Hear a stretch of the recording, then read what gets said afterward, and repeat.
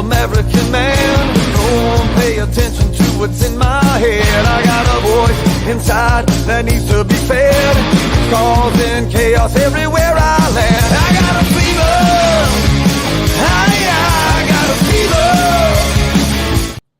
What's up, everybody, and welcome back to Ohio Sports Talk. I am your host, Doug. That's the coach, Jordan Maxson. Jordan, how the hell you doing, buddy? We're doing good. We're doing good over here. Halloween's this week, full swing of things. Got a little pumpkin patch action this weekend. So we're going to be carving them up here probably tomorrow. But all things are good. How are things in your neck of the woods? Doing good, man. Doing good. Had a busy weekend. We visited the pumpkin patch, did a couple family things, carved some pumpkins, played some football in the street with the neighborhood kids. It was a good weekend, man. Really had a fun weekend with the kids. So, like you said, we're in full swing for Halloween mode. Thursday, we're probably not going to have a show because of the trick-or-treat.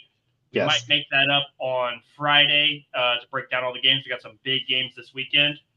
So look for us on Friday. But, yeah, busy week trick-or-treat-wise and everything going on here in the area.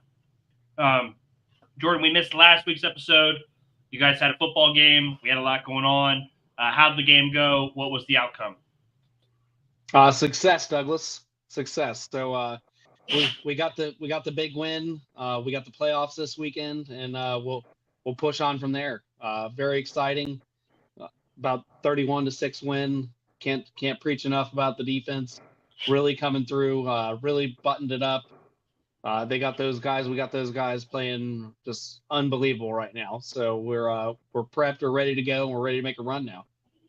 That's great. Good for you guys. Glad you guys got that win. It was a busy weekend in sports, Jordan. We're going to get to it shortly. Flyers took on Ashland the other night. Not the best performance ever. It's an exhibition game. I wanted to mention that before we get into it. We'll be talking about that on Flying with Doug tomorrow night with Connor Clark from the Concept Podcast. So check out that tomorrow night if you are a Dayton Flyers fan in the area. It should be a good one. But, Jordan, let's get into it. Our Cleveland Cavaliers are playing tonight, so let's start off with them. It was a good weekend for Cavs basketball, Jordan. 3-0 on the weekend. You called it last week. Great start. Tell me your thoughts. We'll get into tonight's game in a second. Tell me what you thought about the weekend and how the team played this weekend.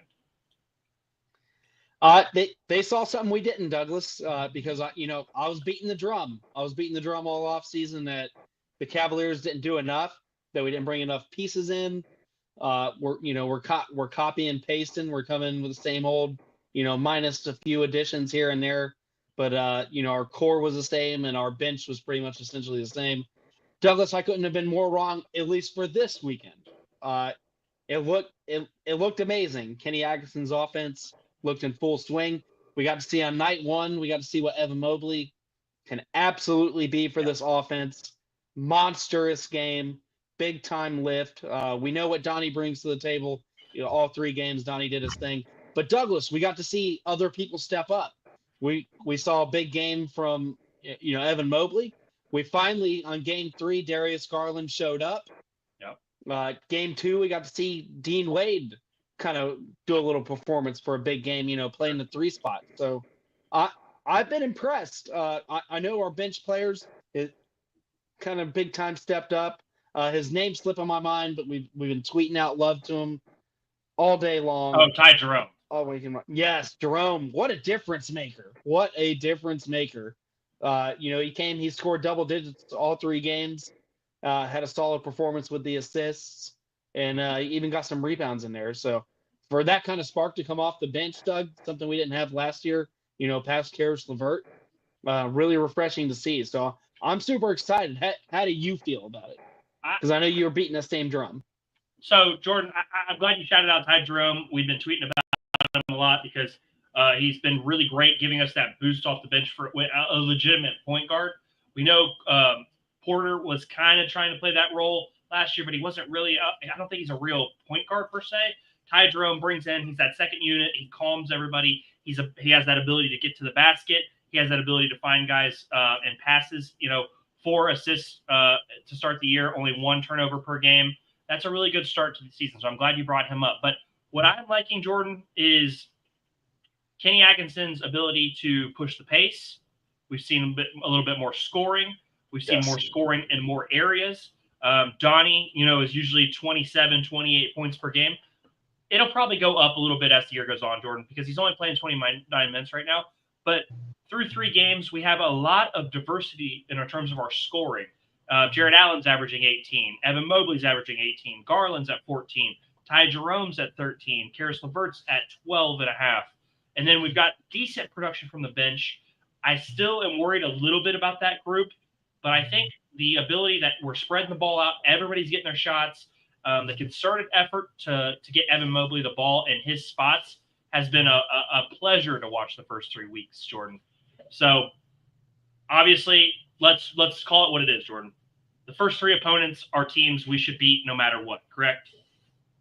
That's correct. That's correct. So, in my opinion, dude, it's an 82-game season. We know that, but we live and die with this stuff. Our next 4 games, Jordan, our next 5 games, Jordan. Tonight against New York, at New York. We'll touch on that here shortly. We got LA coming to Cleveland. We've got Orlando coming to Cleveland. Then we're at Milwaukee and at home versus Milwaukee. Our next 5-game stretch, buddy. Give me your prediction for the next 5 games. I see a 3-2-4-1.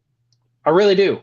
I'm not as scared as Milwaukee right now, just from what they've shown. I know they have a few guys that are starting the year on the injury bug, so that has a little bit to do with it. But outside of that, LA, they're a little bit. They've been playing a little bit from behind basketball. I don't think they can do that against Cleveland, like they did against the Suns the other night.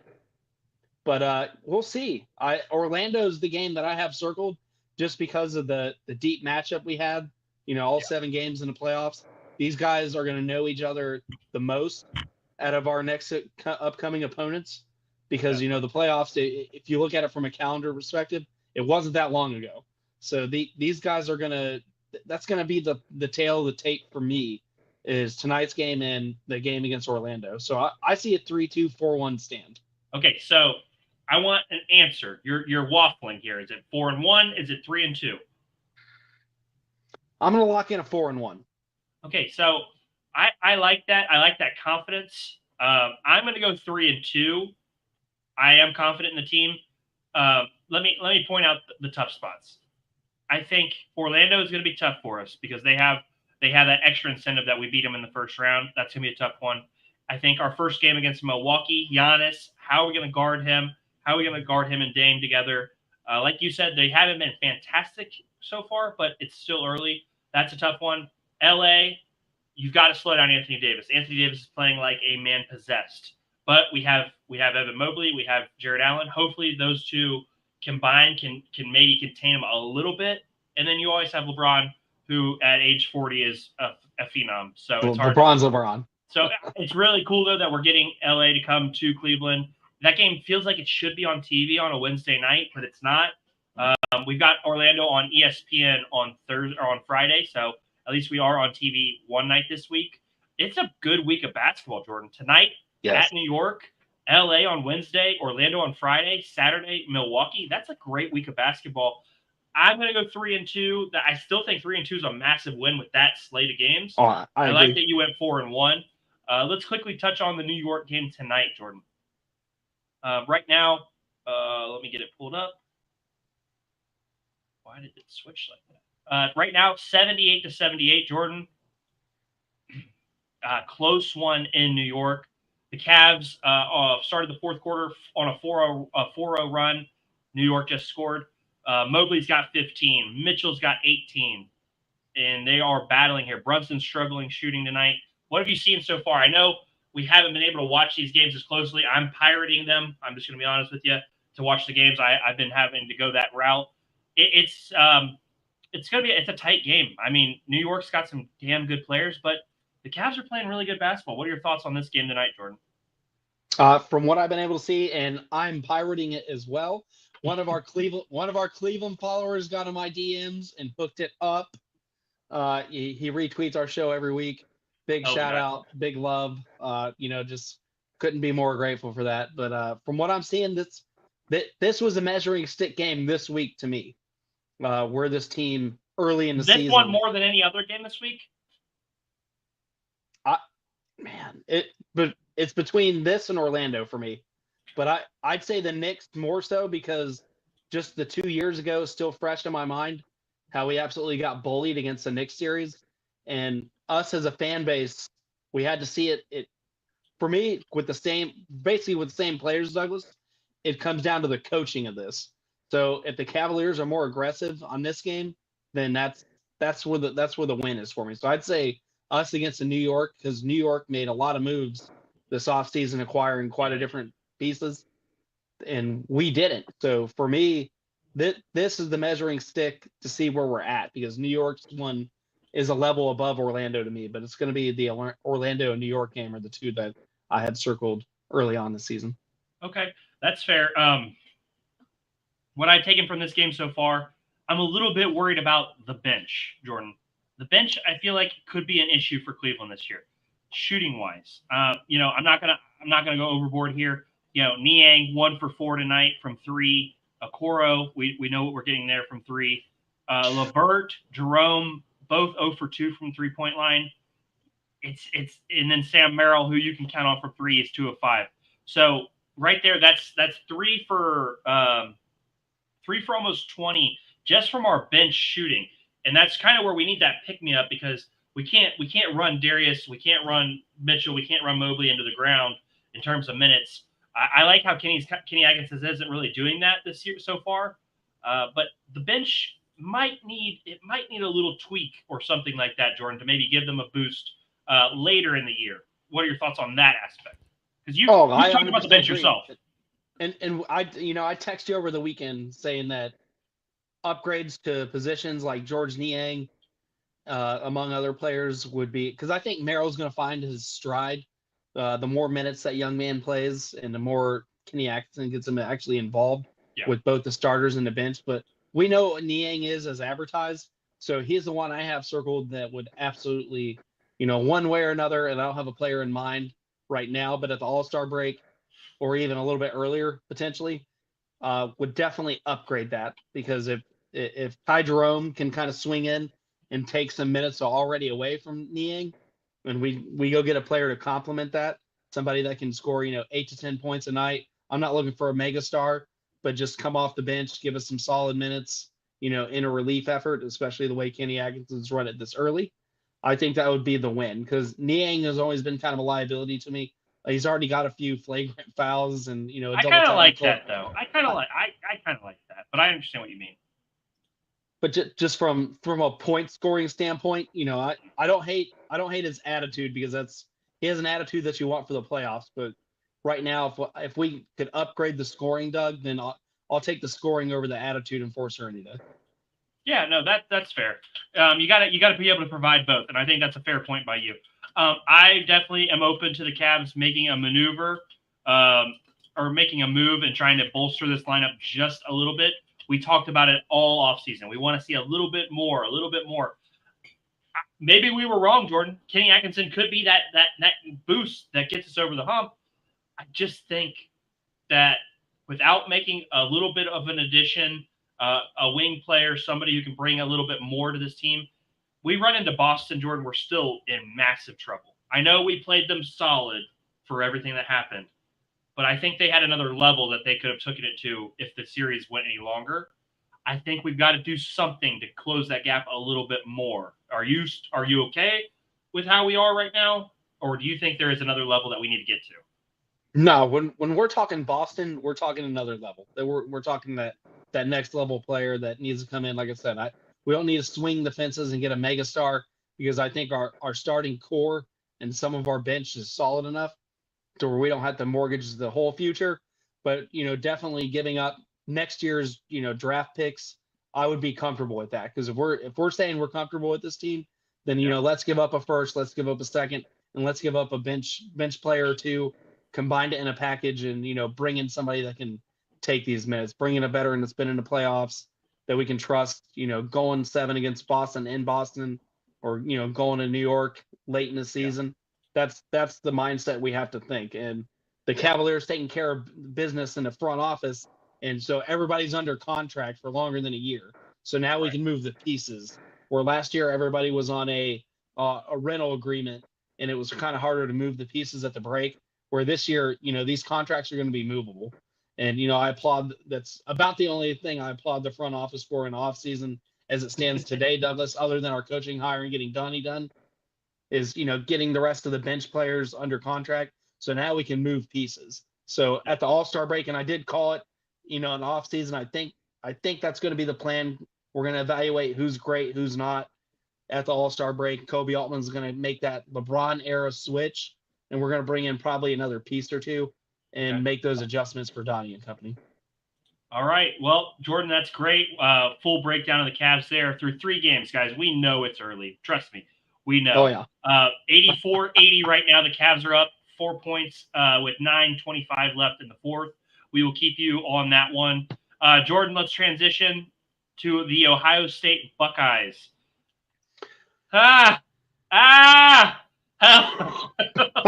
God. Let me take my breath. Let me take my breath because. Oh my God, man! I didn't know if I was gonna call you. I didn't know if I was gonna run a car into a bridge. No, I'm just kidding. But it was rough. It was rough. But historically, and even under the Trussell era and under the Urban Meyer era, Doug, we suck coming out of breaks. Just statistically, we are bad, and they have been that way over a decade. And that just, I think they were looking at Penn State too much early, and we came out of a bye week, and we even had some injuries come out of a bye week. So I have a lot of questions surrounding that doesn't necessarily have to do with the segment, but it was bad, and there was some play calling. We took it out of Will Howard's hands when the running game didn't have it going. The offensive line just wasn't eating those blocks, and I felt like they took it out of their best player's hand. I'm going to let you take some thoughts on this. I'll dive back in what I think about defensively, but it's just not. It just didn't feel like. Oh, Jordan's out. Kelly.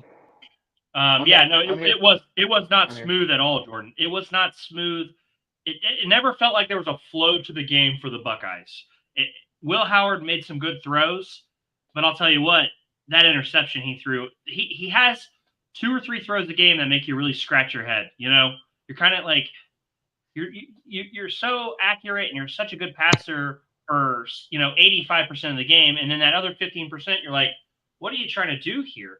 And I think we've probably given him a little bit less leeway after the mistake against Oregon, which I think is fair. This is Ohio State football, Jordan. This isn't Kansas State. This isn't anything else. It was bad. That's some of the worst O-line play I've seen from Ohio State team. Yes. And maybe the Luke Fickell season where they were 6-6. Maybe it was that bad then. Jordan, you can't be one of the 3 or 4 most talented teams in the country, one of the most expensive teams in the country, and have this bad of O-line play. Are you kidding me? I mean, it was abysmal out there. It was just no push for the run game. No push. Jordan, Judkins had 10 carries. Travion Henderson had 10 carries. That 20 carries for 54 yards. 54 yards? I mean, Will Howard had 8 rushes for 14 yards. That is terrible. 31 carries for 64 yards. That's not good enough. I don't know. You tweeted from the account. You Ryan Day to get off the field. I like it when he shows a little bit of fire.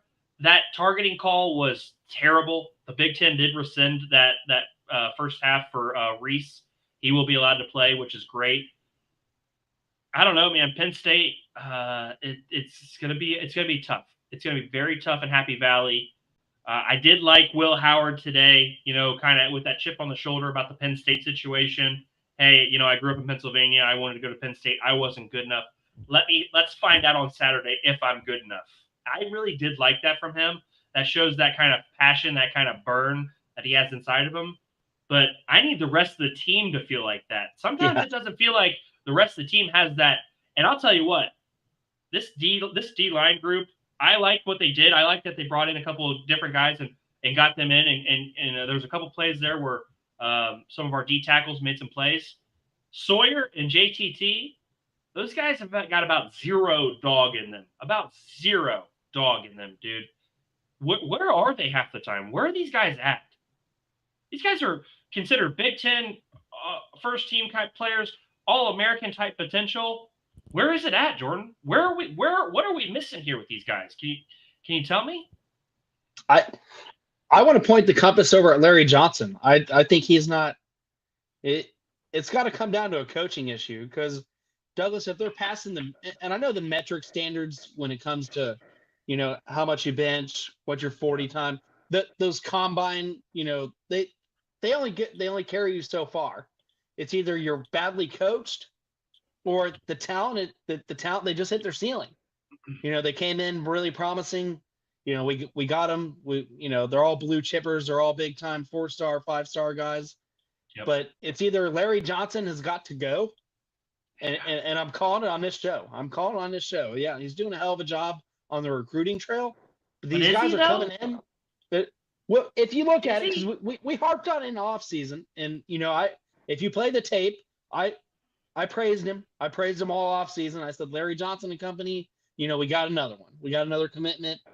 We did well, but the talent on the metrics, it's not adding up to the talent that's on the field. Okay, and to me, Douglas, to me, as a coach, I'm telling you, it's a coaching gap. If you're not getting the most out of your talent, then there is a coaching disconnect. There's an effort disconnect. And these guys are either comfortable in their starting position because it's not being threatened, or Doug, that's just not translating on Saturdays. The athletes and the badasses they were in high school on Friday nights, they're finally meeting guys on Saturdays that are all the same level across the board when it comes to most big games, especially in expanded Big Ten with the West teams now in. They finally met their match. And if I'm an NFL scout, Doug, I'm not taking these guys till day 3, till round 3, day 2. I'm not. That's fair. I wouldn't piss a first round pick on either one of them right now on this level of play, because this is the worst pass rush that I can remember in the last decade, and probably around the 6-6 team that you're referring to, where Luke Fickell had to come in, and we had scholarships and cancellations and people quitting left and right, and that team was kind of a mess. So yeah, I'd almost have to go to that season where Braxton Miller was kind of a freshman and had to step in and make magic happen. Do everything. Do everything is an understatement. There's, his shoulder went with it, but that's a different conversation for another day. But it definitely, it just doesn't feel like we're there. This is not the defense we're used to seeing, night in and night out of Ohio State. We know the offense can flex at certain years, but the defense has always been the stable at Ohio State. So this year, it doesn't feel like it, Douglas. And I want to say it starts at Larry Johnson. He's probably got to go. Defensive coordinator's got to go. I've been saying that for 2 weeks. I hold strong on that. I know the D bailed us out when they were supposed to. They did at the end of the game, but Douglas, it's not enough. The performance is underwhelming, like you said. $20 million in NIL money to put together a Saturday roster, and it hasn't completely come together, and they haven't played a complete game defensively. So it's time to get these guys either off the field, or we got to change the coaching philosophy, or even the staff. So there's got to be changes. To move on. There's got to be changes. I'll be ready. I'm ready to move on. Move on past the coaches. All right, Jordan. We'll talk about it later this week. Ohio State, Penn State. Later this week, we're going to break it down. Massive game. Number 3 versus number 4. Ryan Day's had a lot of success against Penn State, so hopefully that can continue, and we will break that down for you guys later in the week. Next, Jordan, let's talk about your Cincinnati Bengals. The struggles continue. I thought you guys were turning the corner. It hasn't really manifested into that. Give me your thoughts right off the bat. We know you aren't happy. I totally understand that. Let's not burn down the entire stadium yet. Let's hear your thoughts without burning down the stadium. Okay, so I'll give this to the analytic telescope here as an analyst. That's what we are first and foremost. I'm always going to be a fan, but Oh man, Doug, sometimes we get going on here though. Sometimes I do. So there's an 18-minute rant. We can hit the replay button anytime on how I feel about ownership. But that's not tonight. Tonight, Douglas, the Bengals got out coached. Yeah. 110%. The talent on the field, they made their mistakes. We know what the Bengals had defensively. But this game, Douglas, came down to coaching. I know we unraveled at the end. We had the fumble. We gave up, quick scores and trash time. But that game was lost in the third quarter due to coaching errors and special team errors.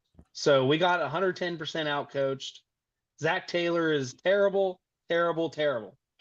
And there's no reason to say otherwise. We'll just fast forward to the fourth down play in the third quarter. We had all momentum going. We're still down a touchdown. That's winnable for Joe Burrow and company when you let them have the chance to do so. You keep them in a game, Joe Burrow can get you there. But that's the key, Douglas. You got to keep them in a game. Years past, when the 49ers were up 14, 21 points, we came back. We had those games against Tennessee where we came back because we always kind of consistently could keep him in the game. 4th and 1, and we're throwing the ball 3 yards behind. No blockers in front. It's not even a real screen. We're running a dump pass. We're running a wheel route that's going nowhere. That I wouldn't even call in a video game on a 4th and 1. That's unrealistic. They got away from their bread and butter. Gilsecki and company, with the absence of T. Higgins, were absolutely having a day. Eric Hall, Mike Gilsecki doing their thing. Jermaine Burton, hot and cold, still had the 45-yard razzle and dazzle that we've seen bits and pieces of. Making a play. He did drop the touchdown pass. Really disappointing to see. I know, it was against Slayton versus him. Slayton's been one of the best in business to do it for a long time. So I don't take away, everything from him. But still, 4th and 1, you got to go to what was working. What was working were the crossing routes in the middle of the field. Joe Burrow buying a little bit of time with our makeshift offensive line on the right side. Correction, the left side, with Cody Ford standing in as a backup left tackle. It was just working, and I don't know why he got away from it. So he outcoached himself there. And everything after that, you can't win a game that late against a team that's talented as the Philadelphia Eagles when you go down 2 scores. And it just goes downhill from there. Defensively, we know what we got. It's not going to get any better unless they make moves, Douglas. I don't think they're going to make moves. I still think they should bring in a Chase Young. I still think they should call Carolina about bringing in Jadeveon Clowney in as a rotational guy because, hell, why not? Both those guys are on a 1-year rental for their respective teams that are trying to blow up their rosters. Why not make the fucking call? I would, just because the Bengals aren't going to get any better defensively. But just offensively, Zach Taylor got in his own damn way. Yeah. And it's just we've seen it throughout the season consistently be like that. And, I'll put some hate on the special teams too. Money Mac has not been Money Mac this year. True, boy, he's struggling. We gave up that score at the end of the game because we thought it was going to be an automatic field goal and we were going to give them a long field to come down. No, we missed the field goal. We give them a 45-yard field, and they come down and they tie the game. That was kind of the beginning of the end. Yep. So it's just, this coaching staff's got to go, Doug. We're pissing away talent right now. And, T. Higgins getting hurt on a Friday. He's on a $25 million rental. Yeah. If we're not going to extend him and he's going to continue to miss games this season, let's go get some picks. Let's go get some high value draft picks. And that's where I'm going to finish my rant. It's not quite good, went 18 minutes, but it's just they got to make changes because this coaching staff is horrible across the board offensively, and Zach Taylor is the beginning, the start, and the end. He's a judge, jury, and executioner when it comes to the play calling, and I hate it. And I know you as a Browns fan, you know what that feels like when people get in your way. And right now, Zach Taylor is holding this team back immensely. So, now, Jordan, you as a Browns fan, how do you see it? So let me go through this real quick. Let's recap. You guys tie the game at 17-17 with 6:19 left in the third quarter. You guys do not score the rest of the game. The Eagles go down, they score a touchdown. Your next play, turnover on downs. That's when you threw the swing pass to Jamar Chase that took forever to develop. We talked about that. Then you have the interception where Joe Burrow throws it deep to Chase. It was a pretty nice play by the defense there. And then you guys have the fumble, and then the game's over. There was no sustained drives after that point where you guys tied the game. There was no real threat from you guys after you guys tied the game. What changes right there? You guys have Joe Burrow who's playing really good football overall, and it feels like all of a sudden there's just this block where you guys could not get anything done late in that third quarter, the fourth quarter.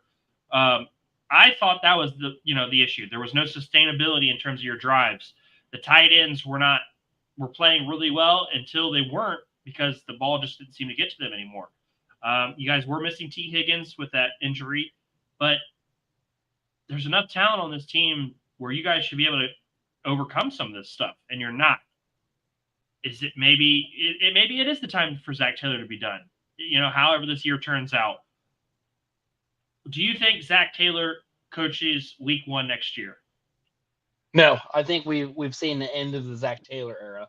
If Katie Blackburn and our GM sucks too, but if Duke Tobin and Katie Blackburn want to keep their respected jobs in the NFL or keep their respect, because Katie Blackburn owns the team, so she's not necessarily going to lose her job. No. But if she doesn't want to be a laughing stock of the league, post her dad's era, and Duke Tobin wants to remain there for another season, then Zach Taylor has got to go. And we got to bring in an offensive coordinator that's not just going to be a yes man, because we hired internally, and I complained about it in off season. We didn't bring in somebody new. We just promoted somebody that was already on the staff, because that's the way it was going to be. Zach Taylor was going to be the play caller. It didn't matter who we brought in the box. So we're not going to bring in an outside guy that wants to step on that. We brought in a yes man. I'm sure he's talented in his own ways. He's in NFL for a reason, but there's a reason we just promoted him up the board. We just brought in another yes man. And there's a reason our offensive coordinator, regardless of Tennessee, how they're doing this year, became an NFL head coach. So those two go hand in hand. We lost a play caller that would oftentimes, challenge Zach Taylor. And you saw a little bit of the animosity. They didn't spill it in the media, but there's a reason he packed up and went to Tennessee and brought his dad with him. So that hurt me. That hurt us. That hurt the Browns too. that did. That was a slap. Ohio lost some names that day, but it just correlates. And the poor play, we knew the defense was going to struggle because we didn't make enough moves. But the poor play from the offense, like you said, that has the talent on paper, and this kind of goes back to our Ohio State discussion. We have the talent. It's just being undercoached and underutilized. Sure. We're not plugging the guys in to their best position. Like, I like Gelsecki on the outside, but you can't tell me Jermaine Burton would have won some of those battles while we moved Gelsecki back to a true tight end spot instead of playing on an outside corner and kind of playing those T snaps. It's just, It doesn't make sense to me. Why wouldn't you use a guy that can play the outside, move Gelsecki to the inside, and tear him up both ways? Like you said, we hit a wall, probably one, because the coaching was bad, but two, the defenses on the other side are going to make the adjustments. So when they realized what Gelsecki was doing, they started, playing a little bit of chess match with us, with our motions and stuff like that. They weren't taking the bait anymore. That first drive was amazing. It ended up being a 10-minute drive, longest in the NFL this season, and it was great. But we didn't make the adjustments after that. And that's another thing Zach Taylor is terrible at. We just keep throwing the same shit over and over and over, like a bad video game play, and it correlates to nothing. So we get nothing. So the defense, they locked us up. They 110%, like you said. You hit the nail on the head, Doug, when you're like, they didn't have any success late in third or early in the fourth quarter because we didn't change the play calling. We didn't make the adjustments. All right, Jordan, here we go. That's where Zach Taylor needs to go. Let me ask you this before we move on. Last question, and then we're going to move on. Next 3 games, you've got the Raiders at home on Sunday. Then you're at Baltimore, at Chargers. You guys are 3-5 right now. Next 3-game stretch, how do you see your record playing out? 0-3. Okay. I think this team's finished. Wow. Doug, defensively, and let me just say this last bit. How Defensively, would the Raiders beat you guys? That just doesn't. There's no way. How does a Philadelphia O-line with 3 backup offensive linemen keep all of our defensive But players they're from getting a sack? extremely talented outside of that. Fred Johnson was a guy the Bengals cut 2 years ago, playing right tackle. I understand, but they have weapons everywhere.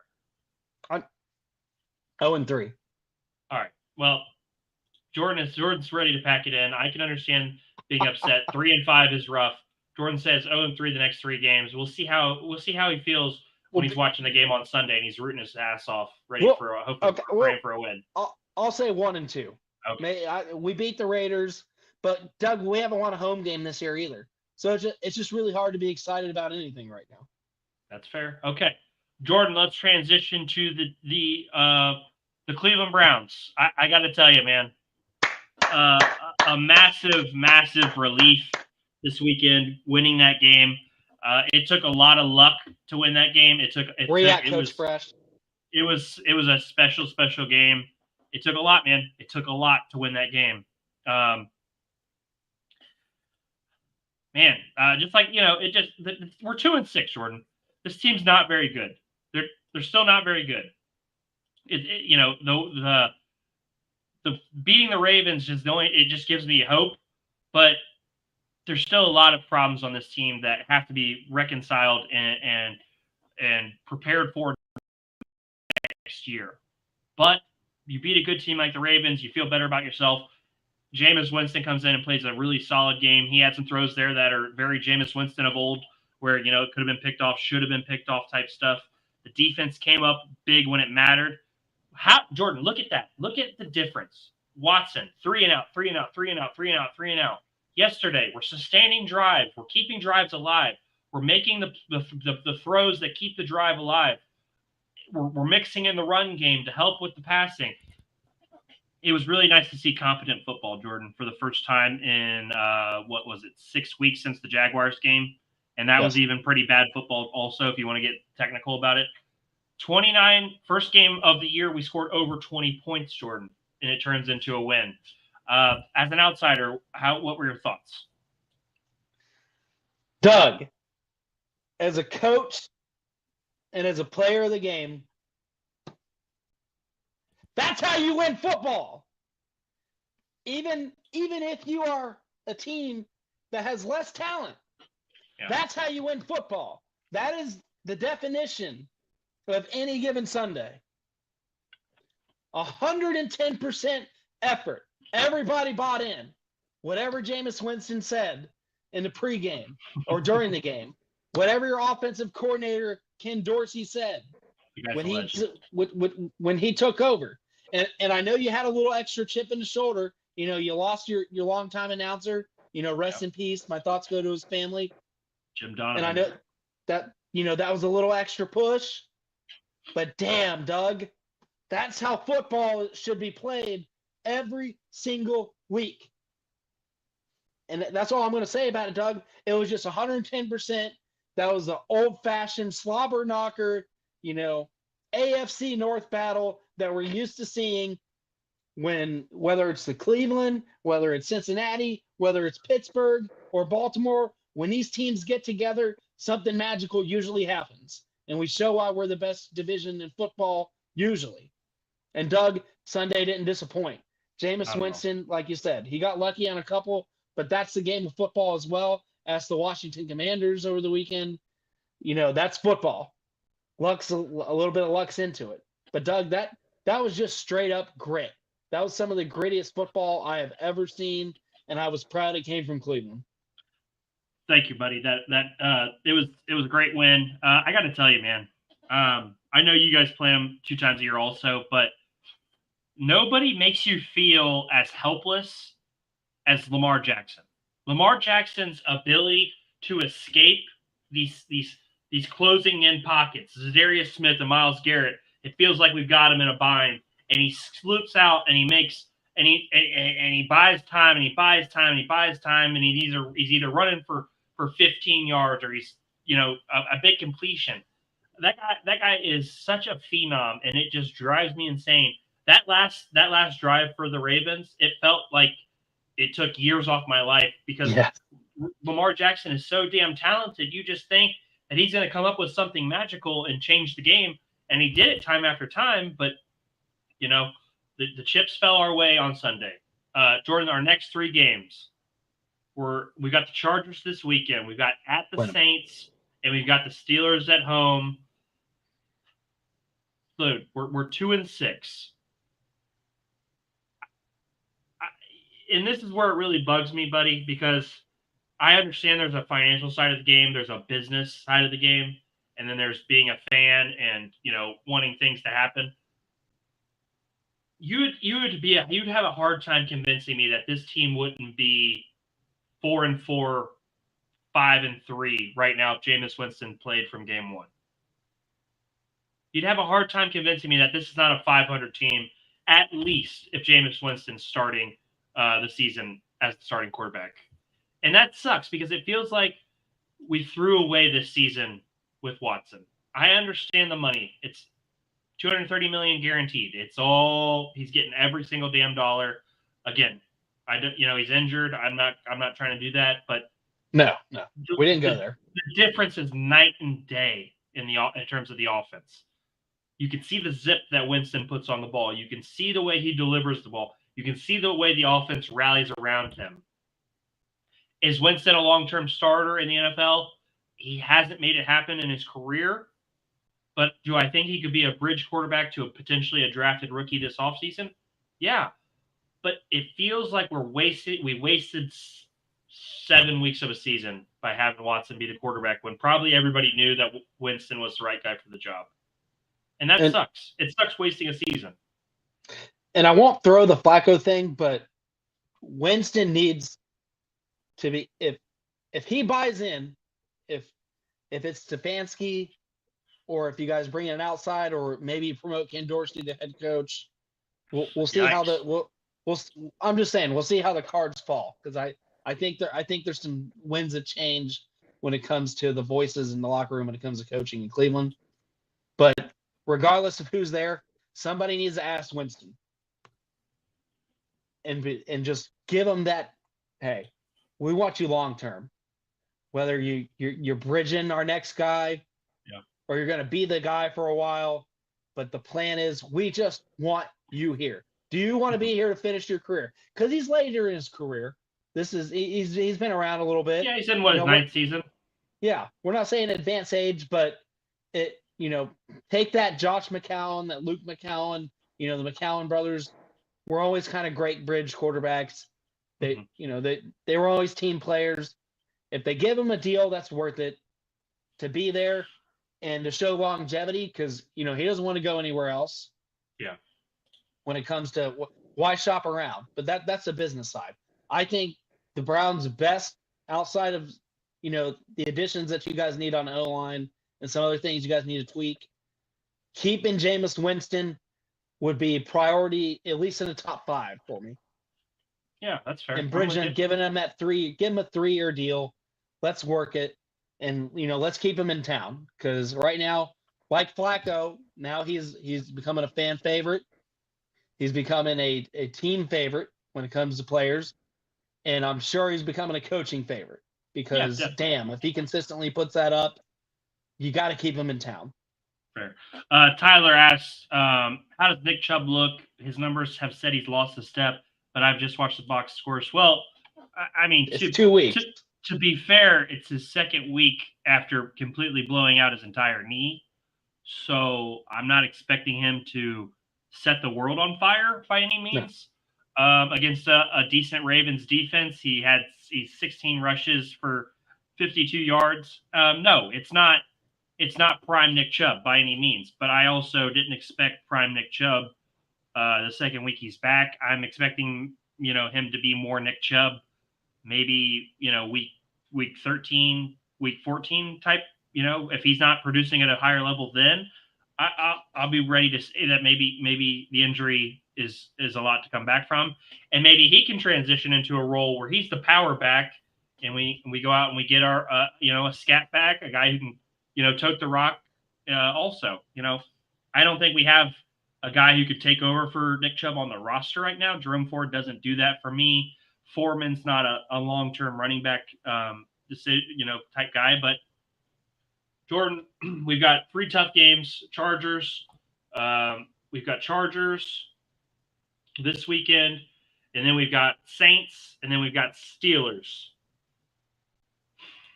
I see 2-1. If we go 2-1 here, I don't hate it, but I also don't want to go. If we're not gonna just make a massive playoff push, I would like to keep the pick in the top 10. Does that make sense? No, it makes sense, Doug, but at the same time, man, it's not that close yet. It's a roster evaluation, and that's how I kind of felt. If we want to reflect on the Red season for like 2 seconds, we said the end of the year was going to be a roster evaluation. I know it's 2 different sports, but from a business standpoint, you got to get your starters in, you got to get your bench in, but still having success with Winston is you don't want to lose that top 10 pick. Yeah. But if it goes past that top 10 pick, then that tells me in the NFL and the professional side of things, then you do have the right players in the right position. So you may not need that top 10 pick. I know might take you out of that immediate need for quarterback conversation of next year's draft, but you have picks, you can maybe maneuver it. I'm not saying mortgage it like you did for Deshaun Watson, but if you got to make some maneuverability moves to get that quarterback and then that second player in the first round, I think Cleveland will do it. Okay. Well, that'll cover it for the Browns. Jordan, let's transition before we get out of here. Little news and notes. This past weekend, UC and Colorado. That was a tough game. Colorado pulled it out. UC is they are a lot better than they were given credit for coming into the year, but they're missing something. They're missing something to take them over the top. I don't know what that is, but Colorado advances. The Big 12, it's kind of a gauntlet right now. You lose, and you're at this point, 2 losses probably takes you out of the running for the Big 12 championship. What are your thoughts there? From a Big 12 championship point, I agree. And for that piece, I think it's the defensive line, Douglas. I think they're missing that big 3 tech, that defensive tackle that can, provide some sacks and interior pressure, because the run defense isn't terrible. But, when it comes to pushing the pocket so your defensive ends can, feast, that's just kind of something they've been missing, because you look a lot of broken plays. Quarterbacks are tucking it and going up the middle. Some of their run, quarterbacks extending plays has been kind of an Achilles heel from what I've seen from UC this year defensively. And I think it's just that they just don't have that pass rush from the interior. And I think it's going to happen for them most certainly next year. I think Sorsby is a junior, if I'm not mistaken. I'm pretty positive he's back next year. Let me double check. He could have another year. I don't think he's only a sophomore. Only a sophomore. sophomore. Oh, amazing. Sorsby's going to be back, and Douglas, that is a hell of a piece right now to build a team around. So, that their recruiting is going to get it done, especially, their second year in the Big 12. Don't count them out in the long term, but yeah, Big 12 championship, I would almost dismiss it, barring anything miraculous from the Big 12. Yeah. That's fair. Okay. Well, and then what else would you like to talk about this weekend? I wanted to make sure we got the Bearcats in there. What else happened over the weekend that you wanted to discuss? I'd have to look over a little bit of the MAC games, but it was a big weekend. Yeah, big weekend for the MAC, and that'd be about the only thing we really go over. We covered some UD and the excitement of the exhibition. I know tune in talking Flyers with Douglas. Got to get in there. Yep, we'll be talking.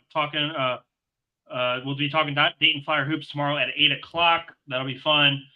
Jordan, hell of an episode tonight. 49 minutes, 81 live viewers. Thank you to everybody who stopped in and listened tonight. We massively appreciate it. We will be back later this week to break down and preview all the biggest games this weekend. We will let you guys know as soon as we know what night we're going live. Fun show, buddy. A lot accomplished tonight. Good show, man. I appreciate you. Just end us on a live look-in for the Cavs and Knicks, and I think we'll get out of here. I think it's got to be close here. Cavs final score 110, Knicks 104. The Cavs moved to 4-0. Massive win over the Knicks, who a lot of people are picking to finish second in the East. It's early, guys. We have 78 more games, but that's a good win. That is a great win for the team. Darius Garland leads the Cavs tonight with 34 points. Wow. Jared Allen, 15 rebounds. Donnie, 5 assists. So a great group effort from the starting group. Nice win tonight, Jordan. Really, really nice win. It just goes into what we were talking about. This bounced out. And damn. Darius Garland, I questioned whether or not he would be back in the first 2 games, but the last 2 performances, that's phenomenal to see, how he's meshing with Donnie. So definitely. All right, Jordan. This has been Ohio Sports Talk. I'm your host, Doug. That's the coach, Jordan Maxson, and we'll be back later this week to break down all the biggest games this weekend. Thank you for watching. See you next time.